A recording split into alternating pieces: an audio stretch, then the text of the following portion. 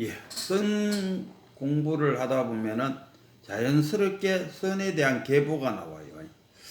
지금 현재까지 우리나라의 그 부처님의 제자라 하면은 진제 스님을 자기 본인 스스로 진제 스님 뭐 70 뭐 몇 대손이라 그랬는데, 그래서 우리가 임재종이고, 그래서 진제에서 다시 불쩍 뛰어갖고 임재까지 가면은 우리가 우리 고승들 중에서는 그 비문에다가 자기 자신은 임재의 몇 대손입니다 하고 비문에 적어주기를 원한다 그러더라고요. 그만큼 우리가 이제 임재종을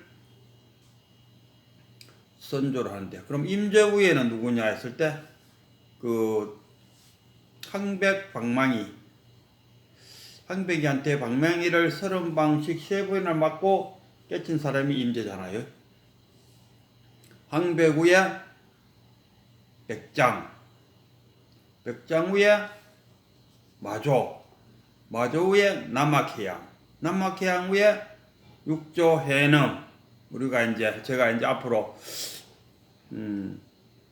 육조 당경을 저희 보림으로서 육조 당경을 공부를 해볼까 합니다. 그럼 육조 해능 후에 누구냐? 홍인, 홍인 후에 도신, 도신 후에 성찬, 성찬 후에 해가, 해가 후에 달마. 이 달마 대사가 조사의뢰이, 조사의뢰이, 공안도 있다 아닙니까? 조사의뢰이. 조사가 왜 서쪽에서 왔습니까? 무슨 일로 서쪽에서 왔습니까? 달마 대사가 부처님의 28대 손이라고 그랬더군요. 그래서 인도에서 달마 대사가 중국으로 왔는데, 그 당시도 물론 불교는 있었다 하더군요. 선 공부는 하고 있었는데, 달마가 가지고 온 것이 뭐냐 했을 때 성불교를 갖고 왔다. 대성적인 선불교. 그러니까 달마가 중국에 와보니까 소승의 선을 하고 있더라, 이런 이야기입니다. 그래서 양무제를 만났지만 양무제와 안 맞은 이유가 그거라. 양무제의 이야기를 들어보니까 소승불교라.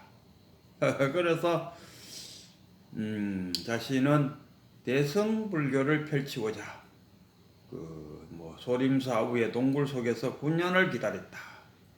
그래서 해가를 만나고, 해가는 또 성찬을 만나고, 성찬은 도신을 만나고, 이 달마가 도신까지는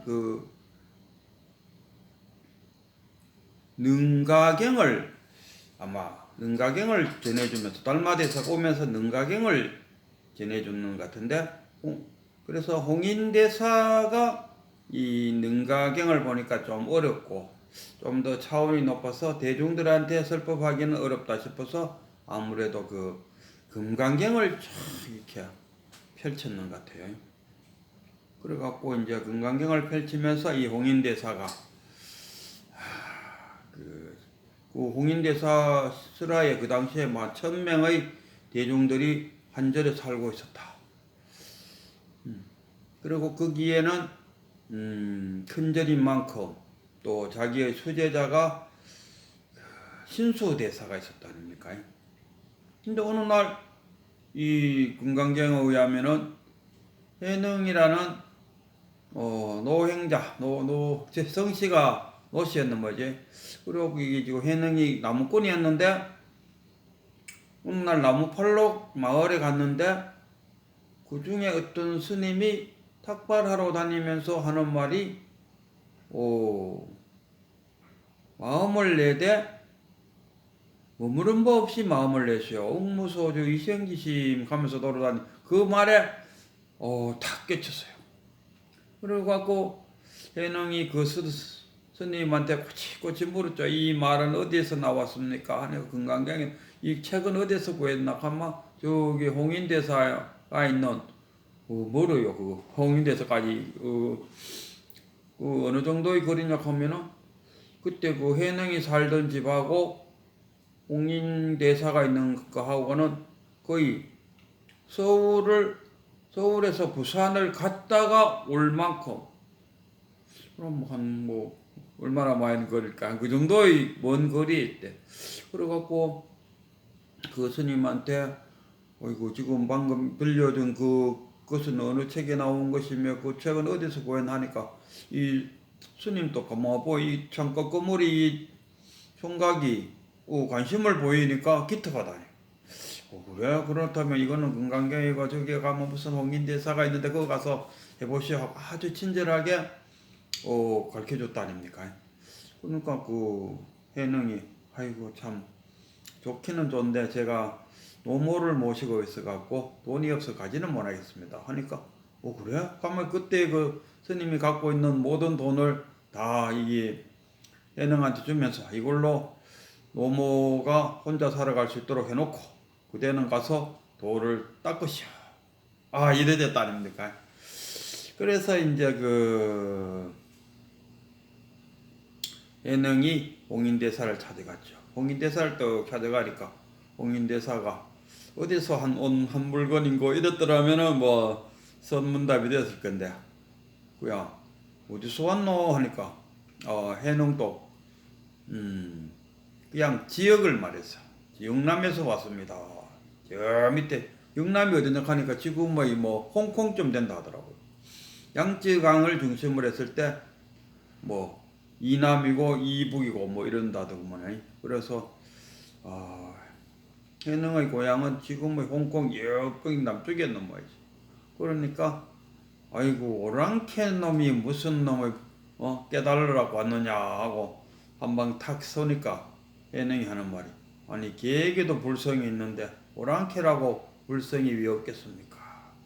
뭐 좀 의역해서 말씀드리면 이래요. 했더니만 홍인대사 탁 보이기만 엉그렁 씁니까? 우리 그 한마디만 들어봐도 한라산 올라가 본 사람하고 안 올라가 본 사람하고 탁 알고 백두산 천지에 가본 사람하고 안 가본 사람하고 탁 드러난다 아닙니까? 안 가본 사람이 가본 척 해봐야 가본 사람 앞에서는 다 거짓말이라.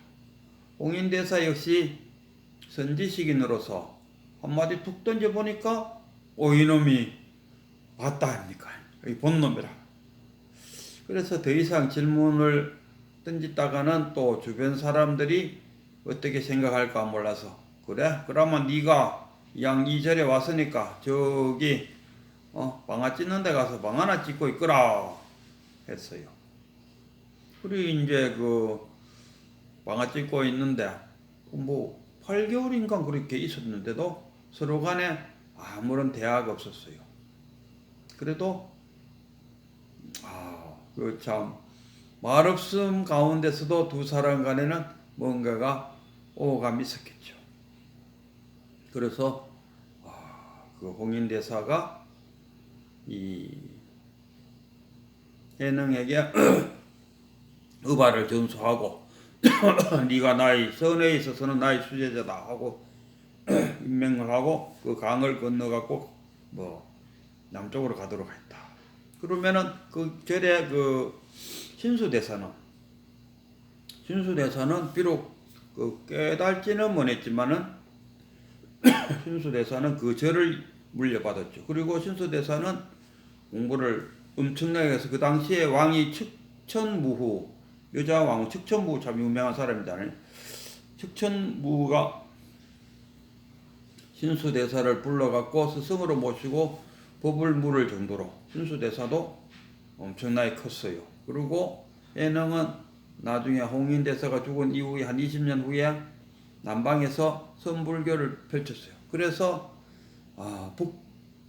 북선, 남선 이렇게 불렸죠. 그러나 그 강조점이 틀려요. 그 해능의 남선에서는 돈오를 강조해요. 돈오. 남방에 깨치는 거. 그 뭡니까? 문자를 세우지 않는다. 불림 문자. 근데 신수 쪽에는 뭐냐? 아마 그 시에서도 그랬듯이 점수를 닦고 갈고 닦는 그것을 강조했어요. 그러니까 북송에서는 교를 강조했고 남선에서는 선을 깨달음. 그래서 결국은 어떻게 됐느냐? 북선은 사라지고 남선만 남았다. 해능만 남았다 이런 거. 그 신수대사가 좀 멋있고 뭐 이런 사람이었는 거라. 따르는 제자들도 많고. 그다음에 그쪽은 교정이고 그 반면에 해능은 조금 깨제제한, 원래 괜찮은 선 공부하는 사람들 보면 원래 조금 깨제제하다 아닙니까? 뭔가 좀 못 먹었는 사람들처럼. 그래서 그때도 해능도 어때 축천무를 만나볼래 하고 누군가 권했는데 나는 뭐 이렇게 깨제제한 놈이 뭐 어떻게 그런 왕후를 만나고 이러겠습니까 하고 거절했다 하는 이야기도 있고. 어쨌든 간에 제가 하고 싶었던 이야기는 돈수 했을 때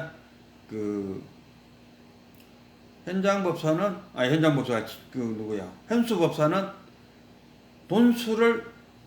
점수를 이야기해. 점점 닦아나가야 된다. 점수를 강조했고, 이 해능은 돈호를 강조했습니다. 깨달음. 그래서 결국 현수법사가 돈호를 하지 않고 점수만을 하였기 때문에 어떻게 보면은 모래 위에 집을 짓는 거나 다름없었다. 그러나 해능은 돈호를 강조하니까 흐르는 물처럼 물이 흘러가면서 대지를 적시듯이 촉촉하게 적시는 돈호.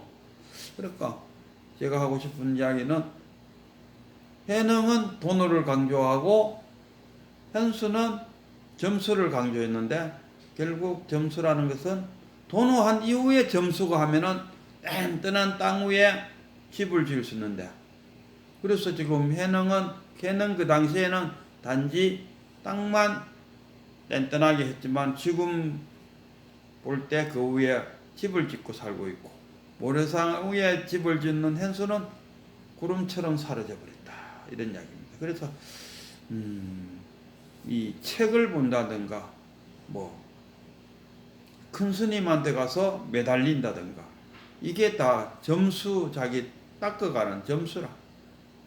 그러나 돈호가 되지 않는 이상은 아무리 점수를 해도 무의미하다. 그래서 이 경전이나 어록이나 큰 스님을 만나서 점수를 해서 자기가 아는 지식이 풍부하고, 누구를 만나도 불법에 대해서는 일사천리로 쫙 이야기할 수 있는 교종에 대해서는 훤하다. 그러나 선에 대해서는 지금 최근에 우리 경허선사가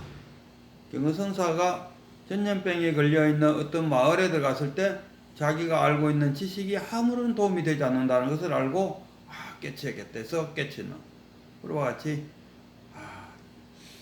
지금 또 만약에 경전이나 어록이나 큰 스님의 법문에 매달리고 있는 분이 계신다면은